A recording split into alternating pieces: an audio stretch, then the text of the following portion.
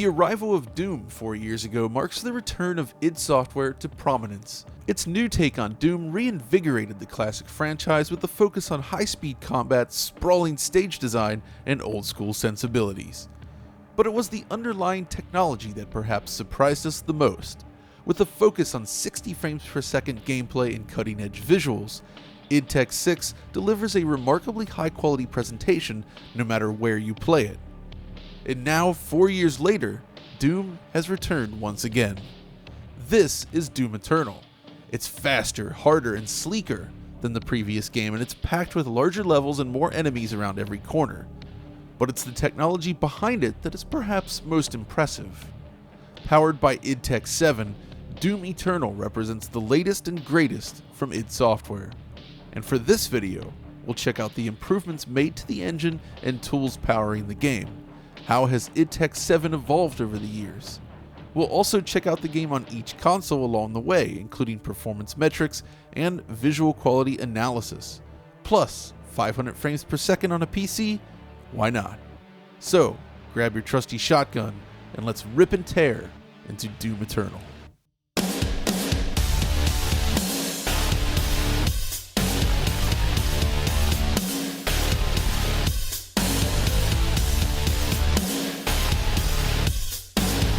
From the moment you begin Doom Eternal, it's clear that things have changed for the better.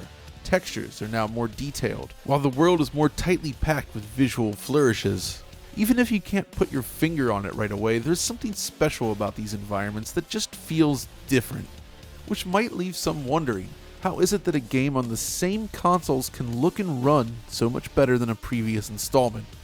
Well, the answer isn't so simple, but the basic idea is, it comes down to key changes made to the underlying technology and tools used to create the game.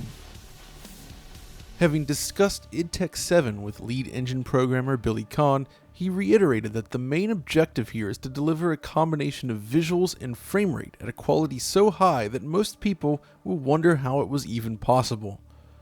One of the first major shifts is the move to Vulkan, not just for in-game rendering, but for everything, including the back-end tools used to create the game. Vulkan enables faster performance within id Studio, enabling the creators to work faster and more efficiently. Assets can be created and implemented at a much higher rate than the previous game. This boost in developer efficiency pays dividends by allowing a relatively small group of people to create a ton of content in a reasonable amount of time. This is evident in the variety on display. Doom Eternal takes players to many different places this time around, just as was promised. From ruined cities to space colonies, other dimensions, and beyond. The world is constantly changing. Eternal features upwards of 10 times the number of unique assets when compared to the previous game. And all of those assets appear more detailed than ever before. One piece of this increased level of detail, however, stems from the shift away from megatexture. Originally created for Rage, megatexture was designed to allow an increase in variety by storing texture data in a large texture atlas that could be referenced based on what was needed on screen at any moment. You were basically using one giant texture for the entire world. The process for fetching required texture data makes a lot of sense on a platform like PlayStation 3 with limited memory, but it doesn't really scale well and has a lot of limitations. Disk space requirements were huge. Iterating on textures required a lot of extra time on the development side, and quality was compromised by multiple steps of compression. This means that even in Doom 2016, where megatexture was updated to support additional layers such as normals, it required a lot of space, was difficult to work with, and still exhibit plenty of pop-in. Check out the textures here in Doom 2016. Notice how they fade in as you draw closer. Even when swapping weapons, you'll notice texture detail sort of appear seconds after the weapon is already on screen. The textures themselves were also limited in fidelity at close proximity and exhibit visible compression artifacts. Now, for id Tech 7, the team has instead crafted a high-performance image streaming solution completely eliminating megatexture along the way. This means that Doom Eternal can utilize much higher resolution textures with a huge amount of detail packed into every surface. It's evident everywhere, from the environments to characters and weapon models. Just look at the amount of detail packed into the Doomslayer here. It looks great. This is one of the most significant improvements over the previous game, I think. This new approach also means that artists can more quickly make changes, combine layers, and generally build more interesting assets without the same drawbacks as id Tech 6. This is one of the most powerful additions, and thanks to the team at id, we have capture of the tools in action to demonstrate how it works. Basically, with id Tech 7, artists have much more control of asset materials. So firstly, there's the geometry decal system, which has been expanded to allow artists to directly place decals on models during asset creations. These decals can be moved around wherever you want, allowing for increased experimentation and efficiency. You don't need to rebuild everything when you want to make a change. It all just happens real time right here. In this example, the artist is adding detail to this crate here to give the object's surface an increased perception of depth.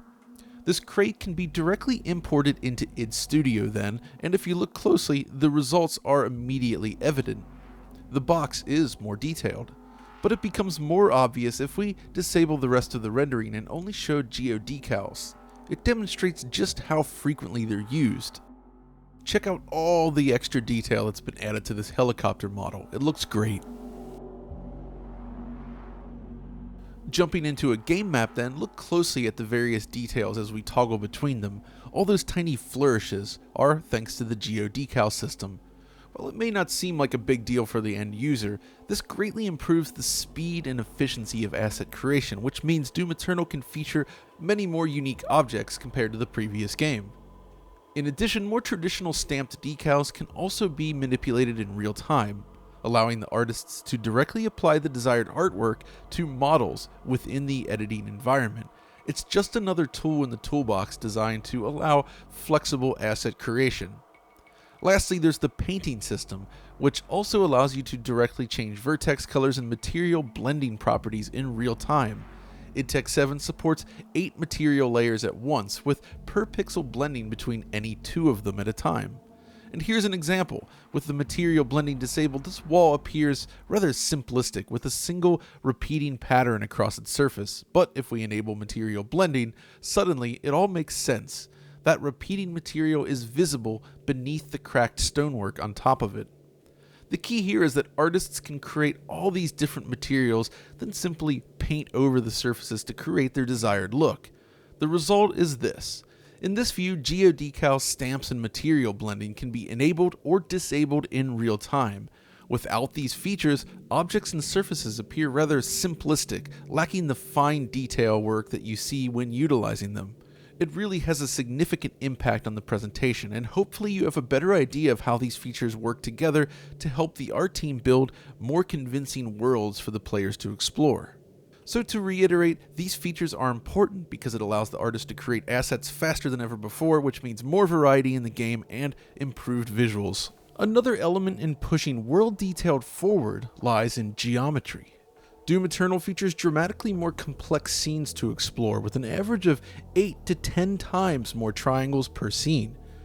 Laid out raw, you might have as many as 80 to 90 million triangles in view. That's a lot. And this wireframe view should give you a better idea of just how complex each scene truly is. There's so much geometric detail packed into every single map. Of course, machines would buckle under this load, which is where the new GPU triangle and occlusion calling system come into play. From what I understand, using the CPU, the game determines surfaces that are not needed during rendering, and it rejects them. A small software buffer, which is basically a small texture created each frame, then tells the game which surfaces are occluded from view, and then this info is sent to the GPU. This helps the game draw only the visible triangles each frame, and its efficiency allows the team to utilize higher density meshes to build the world. Now, there's nothing new about this concept, of course, but the efficiency in which it is implemented here is what allows them to push geometry so high while still targeting 60 frames per second. Now, this is coupled with a new LOD system that is designed to very efficiently switch between different detail levels on models without interrupting the presentation with visible pop-in. And this works basically by determining how much of the screen space an object takes up on screen at a per pixel level, then using the factor generated by this process to decide uniformly when to switch LODs. After all, if you're running at a lower resolution, you don't need to waste resources on the higher quality objects at a great distance. When we get to console differences, you'll see more of this effect in action. There's also a new light culling system which allows for per pixel depth information to be read on each light. By rejecting unnecessary pixels per light, then designers have more flexibility in terms of how many lights per scene can be utilized. That means there's more dynamic and point lights in every stage. There's a lot of flexibility with how lights are placed in the editor, and those lights can have different properties such as the option to cast shadows. With so many dynamic lights in a scene, you might even think that this is a deferred render, but that is not the case. Doom Eternal is forward rendered. So thus far, you should have a good idea of the type of work that has been done to increase performance. It's about aggressively managing what does and does not appear on the screen. These techniques are a key part of the optimization process and a big part of why Doom Eternal can throw around so much more detail per scene. I mean, just look at this ruined city area. There's so much geometric detail on screen and so many different lights and enemies and moving objects and animations. The sheer density of it all is just remarkable for a 60 frames per second game like this. But there are more features to discuss even. Firstly, the gore system. Each model is composed of multiple geometric layers sort of smashed together. The idea is that you can dynamically clip through chunks of the model, revealing layers beneath the surface. Perfect for chainsawing enemies to pieces. Everything is built around these unified rigs that are designed to be easy to edit, enabling faster content creation and more creative dismemberment. There's also an improved blood splatter system that is combined with the destructible demon system to great effect. It all works in tandem to create enemies that feel more like fleshy beings as opposed to static models. Your weapon has a genuine impact on enemies as you engage in combat, making it feel as if you're doing real damage. Basic animation is also refined over the previous game, with enemies moving effortlessly through the scene, chasing the Doomslayer at every turn. But there's another big animation feature in this. id Tech 7 supports alembic animation caching, a technique pioneered by Industrial Light and Magic for the film industry almost 10 years ago. This enables complex reusable animations to play back effortlessly within the real-time game, allowing for more nuanced animations and events. We've seen this kind of stuff before in games like Gears 5, but Doom Eternal utilizes it everywhere. Yes, there are event sequences, such as this explosion here, that use alembic cached animation to create the effect of pieces sort of blowing apart around the scene. Here's a better look at that same sequence as it appears in the editor.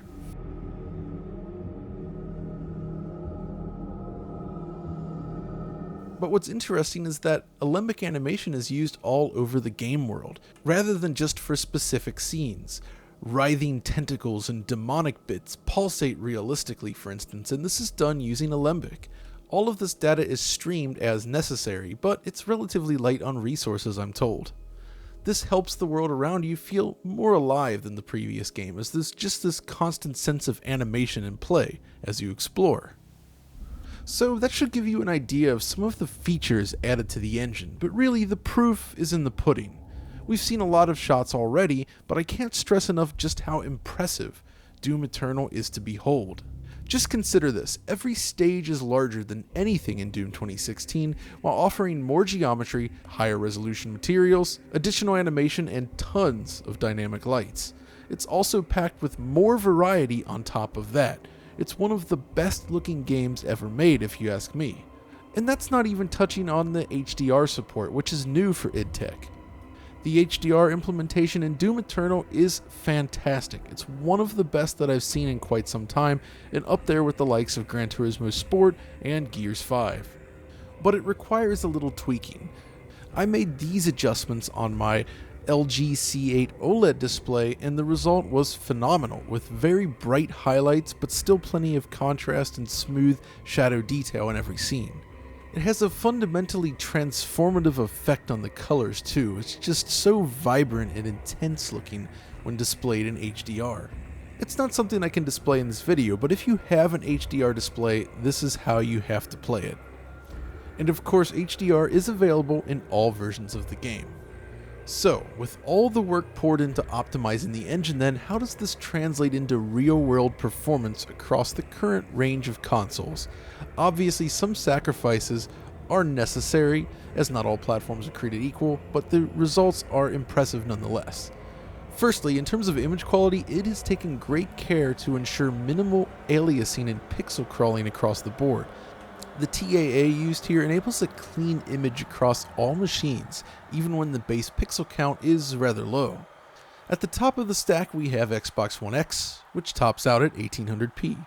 PS4 Pro comes in with a maximum resolution of 1440p, base PS4 is capped at 1080p, and the original Xbox One is 900p.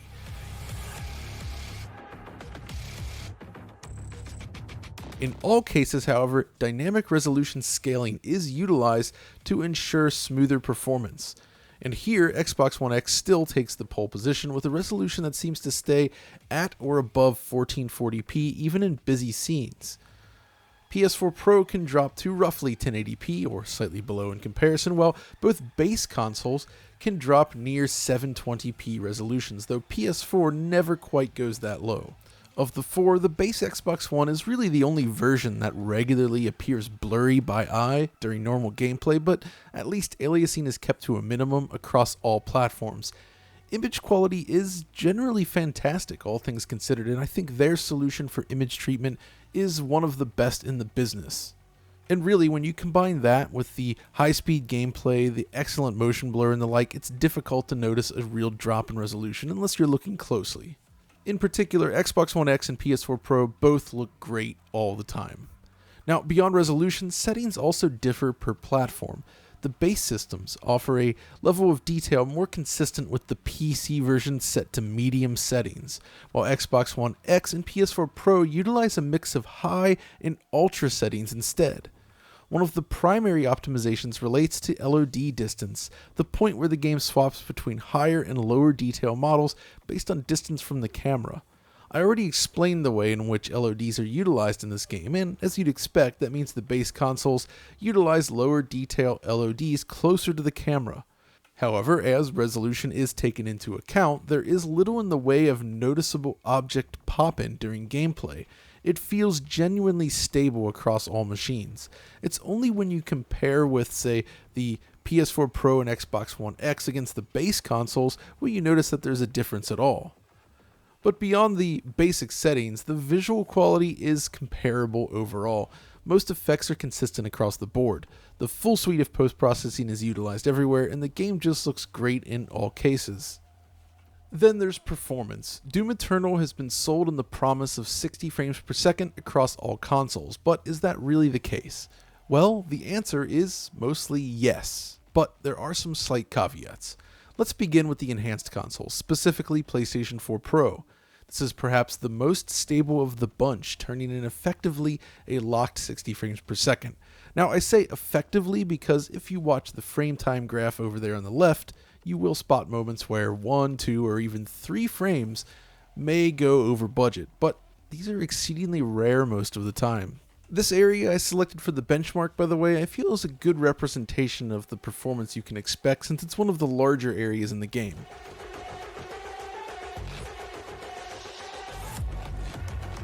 But I did test various other areas including this, and again, minor blips here and there, but for the most part it's rock solid. You may encounter an occasional dip in certain cutscenes as well, but the actual gameplay is just about perfect. The optimization here is excellent.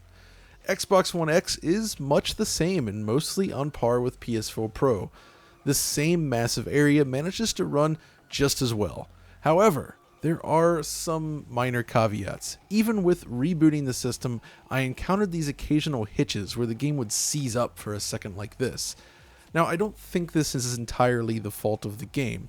It could either be a background OS process or something else related to the hard drive health on this system. But there's no doubt that it was a little distracting. And as a result, I do feel that it's a little bit smoother on my PS4 Pro versus my Xbox One X, but your experience may vary.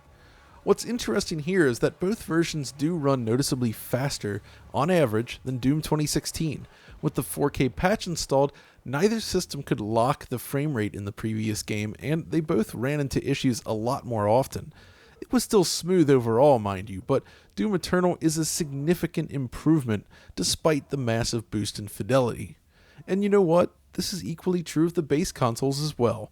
Neither PS4 nor Xbox One S deliver the same level of stability as the enhanced consoles, but they're not that far off.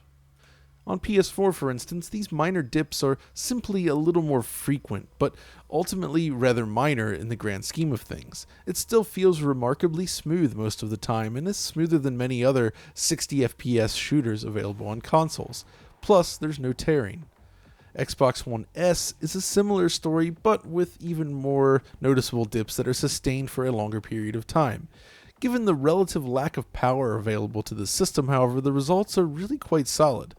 Xbox One S always comes in dead last in our tests these days, and while that's still technically true here, it does get a lot closer to the PS4 version than usual, and is very smooth overall, I'd say. It did a great job on this one, considering the limitations of the hardware. All of this is to say that I feel the team met their 60 FPS goal.